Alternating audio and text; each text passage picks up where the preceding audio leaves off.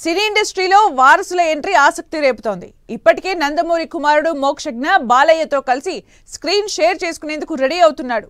ఇప్పుడు ఘట్టమనేని వారసుడు SSMB 29లో key role చేయబోతున్నాడట. అప్పుడెప్పుడో బాలనటుడిగా చేసిన గౌతమ్ SSMB 29లో మెయిన్ రోల్లో కనిపించబోతున్నాడట. సూపర్ స్టార్ మహేష్ బాబు దర్శక ధీరుడు రాజమౌళి కాంబినేషన్ లో రాబోతున్న SSMB 29 cinema shooting full speed లో జరుగుతోంది. ఈ పిక్చర్ పై ఫ్యాన్స్ అంచనాలు నెక్స్ట్ లెవెల్లో ఉన్నాయి. RRR హిట్ తర్వాత రాజమౌళి చేస్తున్న మరో గ్లోబల్ మాస్టర్ పీస్.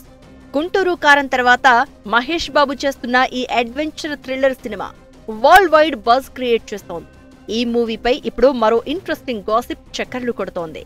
మహేష్ తనయుడు గౌతమ్ కృష్ణ ఈ పిక్చర్ లో కీ రోల్ చేయబోతున్నాడని టాక్.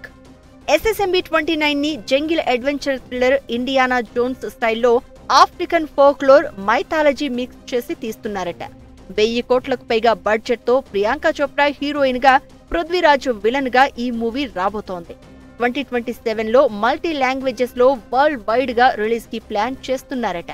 మహేష్ బాబు కుమారుడు గౌతమ్ కృష్ణ ఈ సినిమాలో కీలక పాత్రలో నటించబోతున్నాడట.